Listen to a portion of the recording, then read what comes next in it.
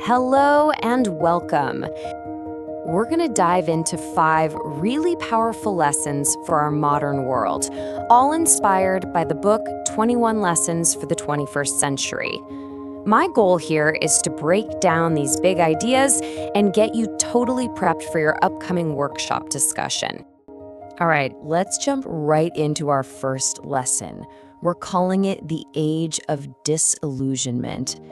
You know that feeling when the systems you always trusted, the stories we were all told about how life is supposed to work, just start to feel like they're breaking down? That's what this is all about.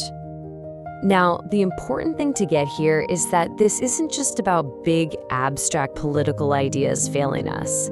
It's actually deeply personal. That old formula, study hard, get one job, and stay there for your whole life, that's just not a guarantee anymore.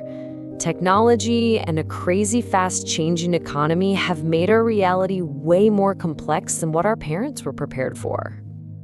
So what do, right? You can't just keep following an old map that leads to a dead end. The real key is to become a much better navigator. And that means you got to build adaptability, make learning a lifelong habit, and, this is the big one, take full responsibility for your own path, instead of just waiting for some system to tell you where to go. So let's make this super practical for your discussion. Think about a belief about success that just doesn't seem to hold up anymore. For instance, the idea that a university degree guarantees a safe, high-paying job for life. So, what changed? Well, technology and globalization, for starters. So what can you do differently now? Maybe it means focusing on building practical skills like coding or digital marketing, right alongside your degree. And this whole idea of a changing world leads us perfectly into our second lesson, the future of work. The conversation now isn't just about which jobs are going to disappear. It's about how technology is fundamentally changing what a job even is and where we find our value as people. For hundreds of years, our job has been a massive part of our identity. It's often the very first thing we ask someone when we meet them. But that's all changing. As machines get more and more capable, we have to ask ourselves a pretty deep question. Where does our human value really come from?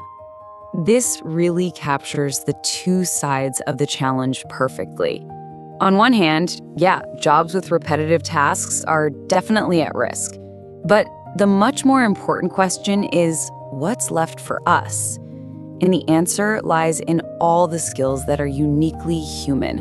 Our ability to connect with people, show empathy, lead a team, and think creatively.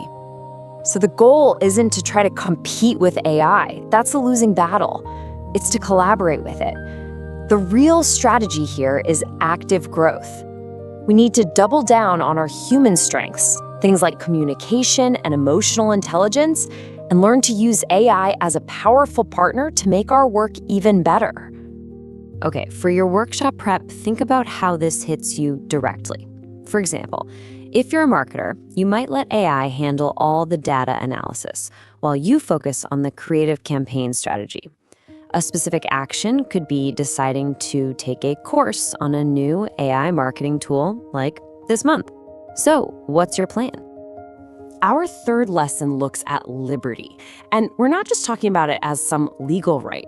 We're talking about our fundamental ability to think and choose for ourselves in a world that is just flooded with digital influence. This quote really gets to the heart of the modern challenge, doesn't it? In the 21st century, control has become invisible. It uses our own data to kind of gently nudge us in certain directions, shaping our decisions without us even realizing it's happening. Just think about the difference for a second. In the past, control was obvious. You could see the censorship, you could feel the force. Today, it's so much more subtle. It's hidden away in the algorithms of our social media feeds, the targeted ads that follow us everywhere, and the recommendation engines that decide what we see next. what this really means is that protecting our liberty today has become a personal responsibility. It starts with us.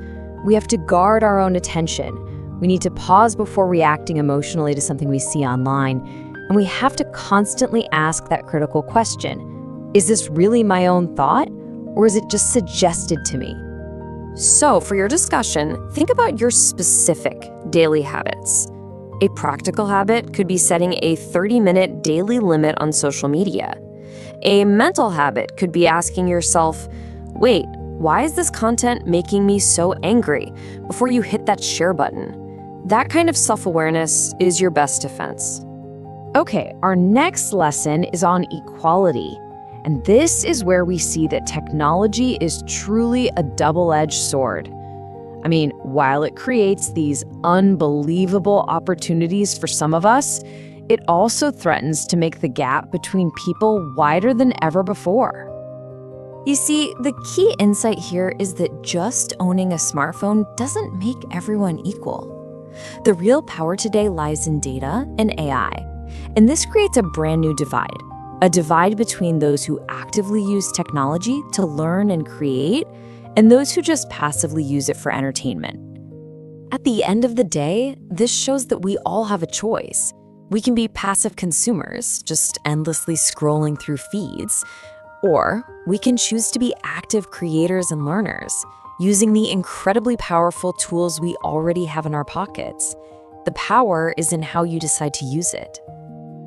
Before your workshop, think about your own digital habits. For active use, you might list websites like Coursera or maybe LinkedIn Learning. For boundaries, you could talk about having a no phone rule during dinner with your family. And try to pick one specific tool, maybe a project management app or a new AI assistant that you can learn this month to give your skills a real boost. This brings us to our final and maybe the most important lesson of all: the search for community. This one really gets at our deep human need for real belonging and connection. In a world that can feel so digital, so fast-paced, and sometimes so isolating. This comparison is so powerful. I mean, you can have thousands of online followers and still feel completely and totally alone when you're facing a real problem. Technology gives us connection, for sure. But it can't replace the deep support, the trust, and the shared experiences of a true community. One gives you digital contact, the other offers real human care. The thing we really need to remember is that strong communities don't just appear out of nowhere. They take our intentional effort. It means actually making time for people, showing up for local groups, and being the kind of person who offers help, not just the one who asks for it. Real community is built through small, consistent actions, day after day. So, for your last discussion point, take a moment to reflect on your own support system. Maybe your community is a book club or a sports team. Think about how they support you. Maybe they listen. Maybe they give great advice. And just as importantly, think about how you contribute back. Do you organize the meetings? Are you the one who always remembers everyone's birthday? Every little role matters. So, let's bring this all together. Everything we've talked about really boils down to these 3 essential tools. To navigate the future, we have to be adaptable to constant change. We need to think critically for ourselves. And maybe most importantly, we can never, ever forget the value of investing in real, meaningful human relationships. Look, this preparation is just the beginning. The real work and the real growth, it all starts with the choices you make after this explainer is over. So think about it. Which one of these ideas can you start putting into action today?